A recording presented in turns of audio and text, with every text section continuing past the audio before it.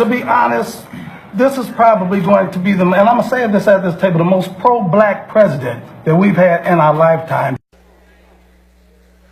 So had that asked me, I would have said, you know, before you praise this president for being pro-black, before you praise this president for caring about ethnic communities and marginalized populations, do your homework. Well, some of y'all didn't do your homework. They didn't do their homework. So let me tell you just a little bit of research, not just him personally, but also some of his policies. Perhaps before they went and sat at this table, they should have done their homework. Because if they had done their homework, they would have known that President Trump has ramped up mass incarceration by instructing Attorney General Jeff Sessions to revitalize the war on drugs. They would have known that of the 87 picks for federal judges, 85 have been white and just one has been black and one has been Hispanic. They would have known that President Trump supported the Department of Justice engaging in unlawful voter purges, making it difficult for blacks to go and vote. They would have known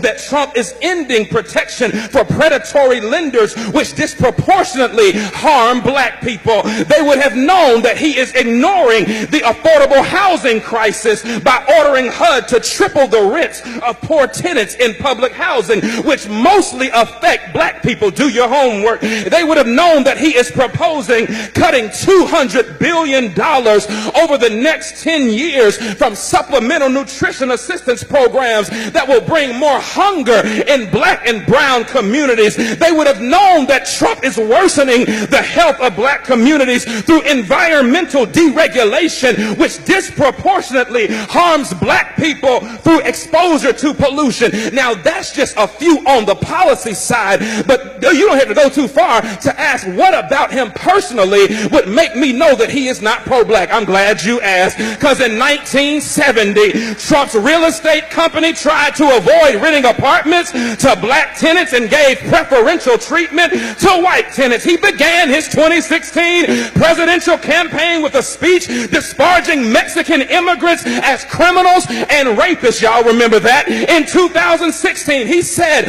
of people of color, you are living in poverty, your schools are no good, you have no jobs. Hold on, I'm a product of a HBCU, and I'm a product of black school systems and black teachers. Don't you ever tell me that my black schools are...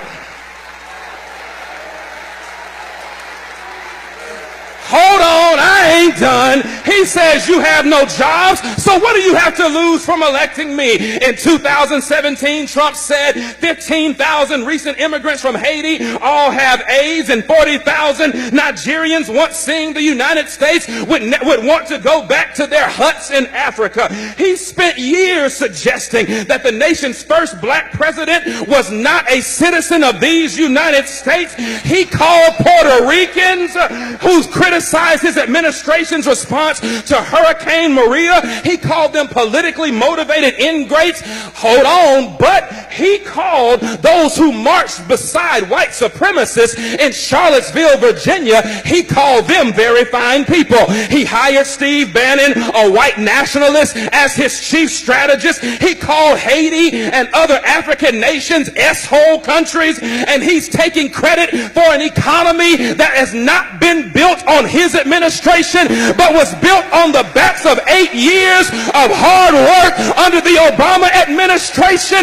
Negroes, please, don't you come up in here talking about this is the most pro-black president that you have ever seen, when the record suggests that he cares nothing about people of color.